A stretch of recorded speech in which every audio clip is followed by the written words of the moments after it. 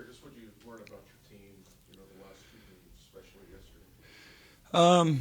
Learned quite a bit, Dana. We're still work in progress. A lot of things that I like, a lot of things that we still got to correct and get better as we move forward with these games. But I thought yesterday, in general, we played really well at times.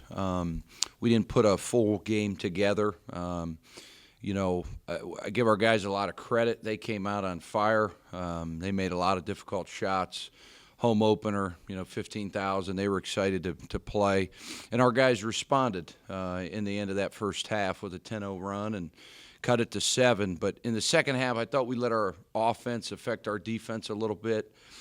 We didn't shoot the ball well at all. We had been making shots preseason and, even in our scrimmages. So I thought, at times it led to transition offense for them. So we've got some things we got to clean up transition-wise, make sure we're getting two back, those sorts of things. But all in all, Dana, good experience. Louisville moved up to number 4 in the polls today. So we probably won't face a team like that until West Virginia, December 21st. So I think it can only help us with the atmosphere, with the length, the size.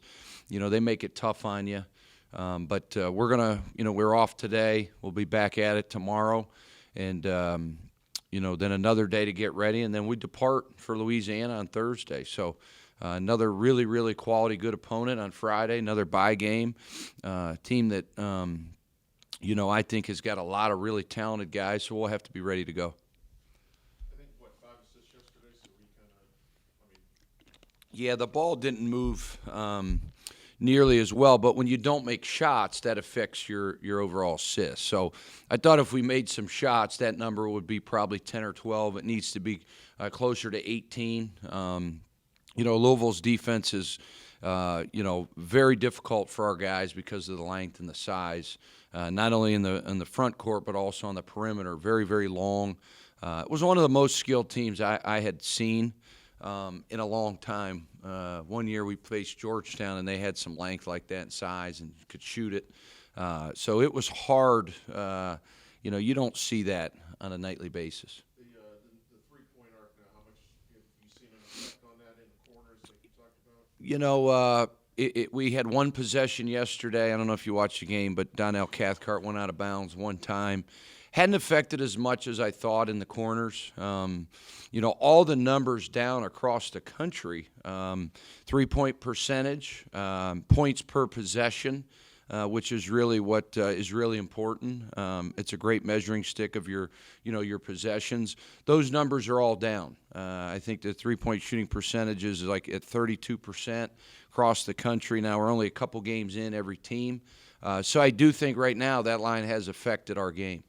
You go against a team of a lesser quality, and then you go to a top 5 team. So your rotation, are you still working on that? Yeah, we talked about that today in our staff meeting. It's difficult. You go from playing a Division III opponent to a top 4 opponent.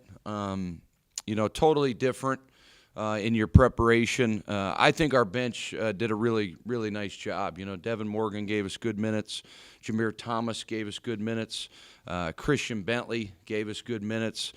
Donnell at times gave us good minutes. Tyler at times gave us good minutes. I've said all along our team is a little bit older, a little bit more mature, and then we're certainly deeper compared to the last couple of years. Injury-wise, what's the name? The other one's still out. Yeah, Ola's still out. He's using a device that Dr. Stefanson gave him. He's wearing it on his bone to help the healing process. There's still swelling. He's going to be out probably at least 6 to 8 games, Dana, I would say. But we're going to make sure we go through the proper protocol, make sure that thing is totally healed. Last thing we want to do is have another break. But we certainly miss his length and his athleticism. He gives you another presence out there at 6'9". He can alter shots. He was one of the better shot blockers in the Horizon League. So we're trying to make up for that length and that size a little bit. I mean, this is off the court. This is big for you guys too, isn't it? With these paydays. Yeah, I mean it's something we understood when we decided to come to Youngstown. That was part of the deal. You have to play a certain number of bye games. Louisville was 150. Louisiana Lafayette's 83,000. So by the time our university takes 175, puts that back in the athletic department. The rest of the money was used for our foreign trip. But it gives us a chance to go to another part of the country. We're playing a very, very athletic team. They've got a great home court advantage.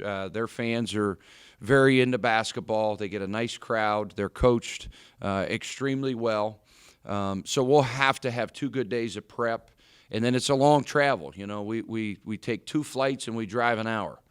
So that's very demanding on Thursday. Then we got to go rest for 2 or 3 hours, and we practice Thursday night. Then we got to turn around and play Friday night, and then it'll take us a long time to get back on Saturday. So it's one of those bye games that we felt like it made a little more sense for us to do than some of these other ones we've been doing. Louisville was part of an MTE, so that's a totally different than a one-time game. And I know you can't talk specifically, but do you expect to sign anyone Wednesday? Yeah, we're excited. Our staff is recruited really, really well.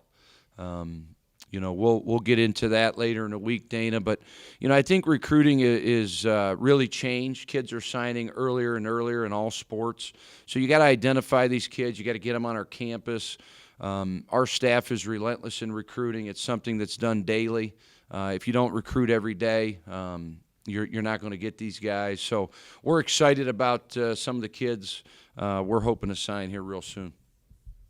You mentioned Jameer, figures against Teal, double-figure rebounds against Louisville. Just assess his impact so far. Well, Dre, his size is something that you can't teach. He's a big guy. He's probably 6'7" and a half. I think we list him at 6'8". Extremely long wingspan. Big, strong body. Has done a nice job with his weight. He's probably lost 35 pounds. He's starting to understand and value possessions in the game of college basketball. It's a huge learning curve for guys that play for the first time. I don't care how good you are, whether it's high school and AAU and those sorts of things. It's a totally different ball game at the collegiate level. So we're trying to get him to understand, the importance of possessions, the importance of a scouting report, what goes in with preparation leading up to a game. And I think those are all things that he's learning. But we're certainly happy that he's moving in the right direction. The thing that excites me about him is the growth that you see in him, because he's gotten a lot better physically. He's starting to get better mentally with his mental approach. He's got a chance to be a good player.